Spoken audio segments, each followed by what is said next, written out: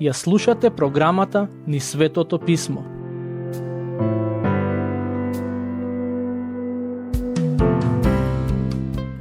Драги слушатели, во денешната епизода ќе почнеме со обработка на книгата Дела апостолски, која од некои толкувачи на писмото е наречена и Петото Евангелие. Станува збор за продолжение на Евангелието според Лука, кое неодамна го обработивме. Во Евангелието според Матеј, последната случка која е запишана е Исусовото воскресение. Тоа е запишано и во Дела глава 1. Во Евангелието според Марко, последната случка која е запишана е Исусовото вознесение, а тоа се наоѓа во Дела глава 1. Потоа, во Евангелието според Лука, последното нешто кое е запишано е ветувањето на Господ Исус за доаѓањето на Светиот Дух. И тоа е повторено и во првата глава од книгата Дела. Евангелието според Јован завршува со ветувањето за второто доаѓање на Господ Исус, а тоа ветување се повторува и во првата глава од книгата Дела. Така што се надевам дека оваа информација ќе ви помогне да сватите колку е важна оваа книга и колку истата е поврзана со 4 Евангелија. Всушност, без оваа книга, навистина би било тешко да ги разбереме посланијата напишани од апостолите. На некој начин, Дела е мостот помеѓу Евангелијата, каде читаме за животот на Господ Исус, и посланијата, каде читаме за животот на христијаните неколку децении по неговото вознесение. Во книгата Дела ни е запишан почетокот на црквата, или подобро кажано, нејзиното раѓање и нејзините почетоци. Токму затоа, оваа книга е од исклучителна важност за да ја читаме и обработуваме. При обработката на некои од книгите на Светото Писмо, на почетокот се обидов да ви дадам барем еден стих, кој го сметам за клучен во разбирањето на таа конкретна книга. Во однос на книгата Дела, тој стих би бил глава 1 стих 8, каде читаме: "Но ќе примите сила од Светиот Дух, кој ќе слезе на вас и ќе ми бидете сведоци во Ерусалим и во цела Јудеја и Самарија и се до крајот на земјата." Што се однесува до генералниот преглед на оваа книга, јас ја имам поделено на 4 дела, и тоа: во првите 7 глави читаме за дејството на Светиот Дух преку апостолите во градот Ерусалим. Во главите 8 до 12 читаме за дејството на Светиот Дух преку апостолите во областите Јудеја и Самарија. Потоа, во главите 13 до 28 читаме за дејството на Светиот Дух низ апостолите во различни делови од тогашниот свет. Во последната глава, глава 28, читаме и за тоа како апостолот Павле беше во затвор во Рим, од каде го поучуваше Евангелието. Тоа значи дека во одредена смисла книгата Дела апостолски нема соодветен и конечен заклучок. Знаете ли зошто е тоа така? Бидејќи оваа книга се уште се пишува. Во книгата Дела ни е запишано раѓањето на црквата и нејзините почетоци, но историјата на црквата се уште се пишува и денешните христијани се во одредена смисла дел од таа историја. Има неколку нешта кои сакам да ги нагласам пред да почнеме со читање на оваа книга и со коментар на стиховите кои ќе ги читаме. Прво, сакам да нагласам дека мојот пристап не е филозофски, туку се заснова на практичноста на верата, а истовремено мојот пристап е заснован врз начинот на кој оваа книга се разбирала и толкувала низ вековите. Поентата при проучувањето на писмото ми е да ви кажам што овие свети текстови значеле за првите читатели и како тоа значење може да се пренесе во денешниот контекст во кој живееме. Верувам дека нашиот главен фокус при обработката на оваа книга треба да биде на Господ Исус Христос. Иако самата книга започнува со Исусовото вознесение, сепак неговото делување е присутно во секоја глава од книгата. Би рекол дека во одредена смисла Господ Исус само ја промени својата локација. Веќе не беше на земјата во тело, туку од десната страна на небесниот татко. Но, засега тоа што сакам да го нагласам е дека иако книгата е наречена Дела апостолски, сепак главната тема во неа не се апостолите и нивните дела, туку Господ Исус Христос. Второ нешто кое сакам да го нагласам во однос на оваа книга е дека после Господ Исус, главната личност во неа е Светиот Дух. Господ Исус им вети на апостолите дека ќе им го прати Духот. Во Евангелието според Јован, тоа ветување 4 пати се повторува. Во книгата Дела, тоа ветување се исполнува, бидејќи уште на самиот почеток на празникот Педесетница, Светиот Дух се спушти врз Исусовите ученици. И тоа е всушност раѓањето, односно почетокот на црквата. Со тоа започна и добата на Светиот Дух. Во оваа книга ни е опишана и моќта и силата на црквата. Авторот на книгата, доктор Лука, јасно ни дава до знаење дека црквата нема сила сама во себе, туку таа сила и доаѓа од Светиот Дух. Знаете ли што ме загрижува? Фактот што се чини дека денес недостасува силата на Светиот Дух во црквата.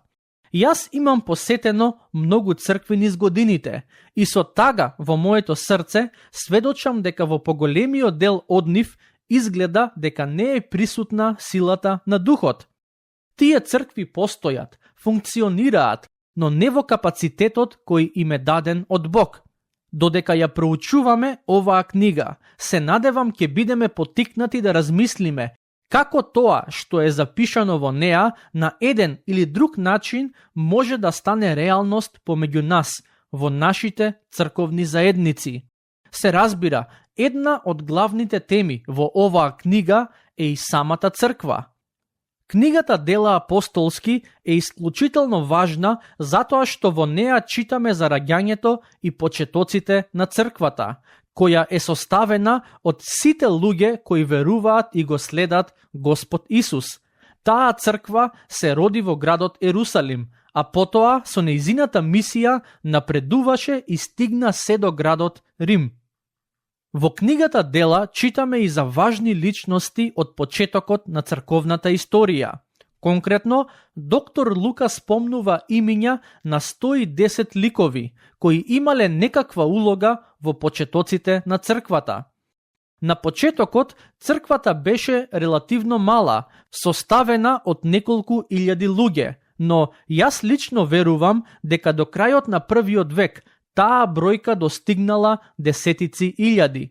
Всушност, ако го погледнете растот на црквата низ вековите, ќе забележите дека во првите 3 векови црквата растела повеќе од кога било.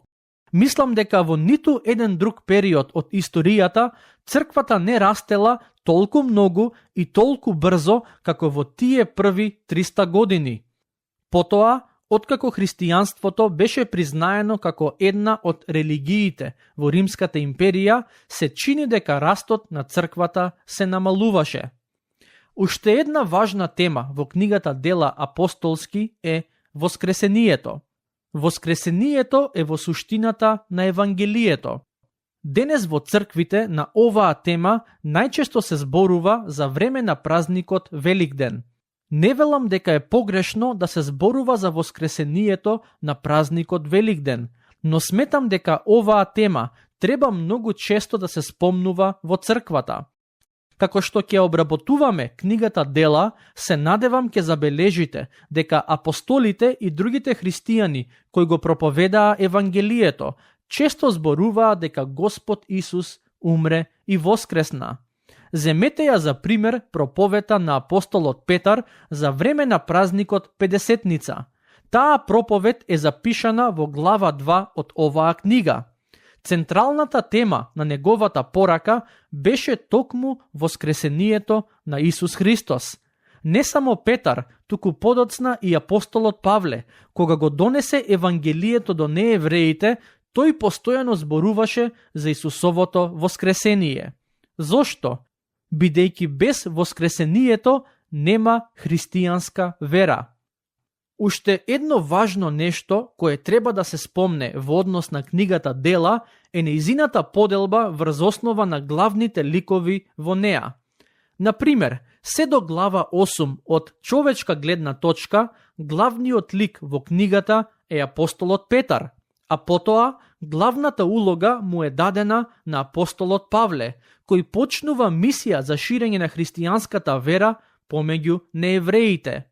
Доктор Лука беше добро запознаен со службата на двајцата апостоли. Од една страна, сигурно го запозна апостолот Петар, а од друга страна, Лука беше близок соработник и на апостолот Павле. Некои луѓе веруваат дека Петар и Павле не можеле да се поднесат, но јас сум уверен дека тоа се само шпекулации и дека двајцата апостоли беа блиски соработници. Пред да почнеме со читање на книгата и нејзина обработка, сакам накратко да кажам нешто во однос на насловот на книгата. Во речиси сите преводи на Светото писмо, насловот на оваа книга гласи Дела апостолски или Дела на апостолите. Низ вековите некои теолози со право имаат забележано дека во суштина оваа книга не е извештај за делата на апостолите, туку за делата на воскреснатиот и вознесениот Господ Исус Христос. Кога јас би требало да ја дадам наслов на оваа книга, би ја нарекол Делата на Господ Исус Христос, извршени од апостолите со силата на Светиот Дух. Свесен сум дека мојот предлог за наслов е навистина долг, но ако не за наслов, оваа реченица во најмала рака може да се користи како опис на самата книга. Но при ова проучување сепак ќе продолжам да го користам општо прифатениот наслов кој гласи Дела апостолски. Имајќи го на ум сето тоа што го кажав досега, мислам дека е време да почнеме со читање и проучување на книгата. Уште на самиот почеток, во првиот стих, доктор Лука прави јасна врска помеѓу неговата прва книга, а тоа е Евангелието според Лука и книгата Дела. Забележете што вели тој. Првата книга Теофиле ја напишав за се она што Исус го правеше и поучуваше од почетокот. И Евангелието според Лука беше напишано и адресирано кон Теофил, за кого се предпоставува дека бил пријател на Лука, човек кој исто како и Лука имал нееврејско потекло. Лука го подсетува својот пријател дека во Евангелието пишувал за тоа што Господ Исус го правеше и поучуваше од самиот почеток. Стих 2.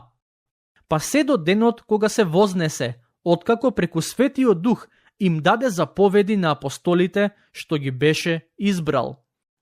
Навистина интересен и вешт начинот на кој Лука пишува.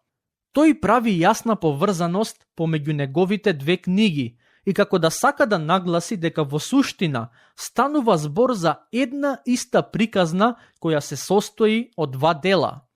Првиот дел се однесува на тоа што Господ Исус го правеше и поучуваше додека физички беше присутен на земјата, а вториот дел на тоа што Господ Исус го правеше и поучуваше преку апостолите, откако самиот тој се вознесе на небото.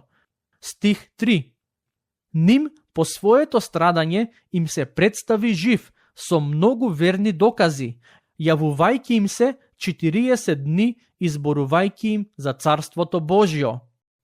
Лука вели дека по смртта Господ Исус им се појави жив на своите апостоли со многу верни докази и тоа во период од 40 дена. Во Евангелијата и книгата Дела имаме извештај од 10 случаи во кои Господ Исус им се јавува на луѓето по неговата смрт и воскресение. Една од главните причини поради која ги сретна тие луѓе е за да знаат дека неговото воскресение не е фигуративно, туку буквално, но исто така им се јави за да им каже и што ќе се случи наскоро. Ние денес ја немаме приликата да се сретнеме со Господ Исус, онака како што апостолите и дел од неговите ученици го сторија тоа. Но сепак, засега можеме да го сретнеме воскреснатиот Христос преку страниците на Светото Писмо, а оние кои искрено веруваат во Него и го следат, еден ден ќе ја имаат привилегијата да го гледаат лице во лице. Затоа, кога зборуваме за Господ Исус, ние не треба да зборуваме за некој кој бил, туку некој кој е се уште жив. Тоа е една од главните пораки на христијанството, дека Господ Исус воскресна и е жив. Во едно од неговите посланија, апостолот Павле вели дека ако Христос не воскреснал, тогаш христијаните се најбедните луѓе во светот, бидејќи имаат вера која се заснова на лага. Се разбира, за да се прифати воскресението како нешто што навистина се случило, е потребна вера. Тоа во ниту еден случај не смееме да го негираме, но сите луѓе имаат вера во нешто, без разлика дали сакаат да го признаат тоа или не. Например, оние кои тврдат дека Бог не го создал светот, туку дека светот настанал одеднаш и случајно преку Биг Бенг експлозијата, таа изјава ја даваат врз основа на нивната вера. Зошто? Бидејќи никој досега не успел да докаже како може да се случи таа експлозија, без притоа да биде причинета од некој или нешто.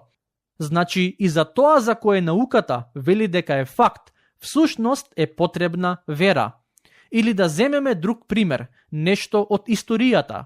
Ако денес прочитате некој историски запис за некоја од битките на Александар Македонски, вам ќе ви биде потребна вера да ја прифатите таа битка како нешто што навистина се случило.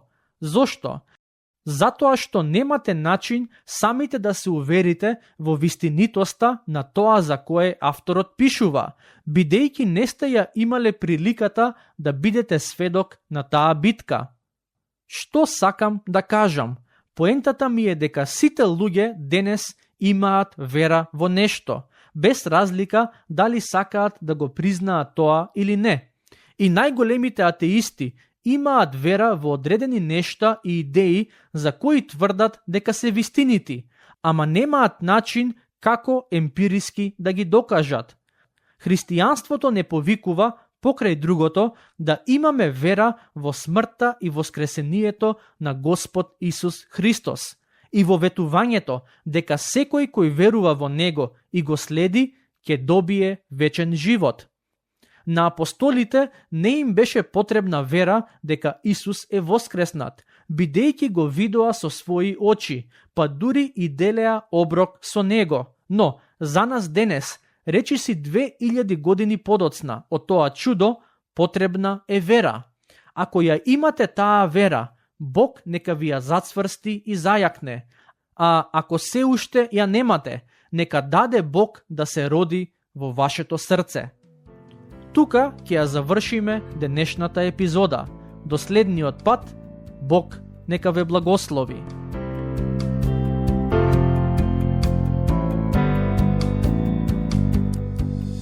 Слушнавте епизода од програмата Низ Светото Писмо. Можете да не слушате и преку мобилна апликација на нашиот YouTube канал и на подкаст платформите како што се Apple и Spotify. Ако ви се допаѓаат нашите епизоди, споделете ги и препорачајте ги на вашите пријатели. Бидете слободни да ни оставите свој коментар или да ни пишете на нашата имейл адреса nizsvetotopисmo@gmail.com. Следете ги нашите страни Низ Светото Писмо на Facebook и Instagram. Епизодите од оваа серија можете да ги најдете и на нашата веб страна ttb.twr.org.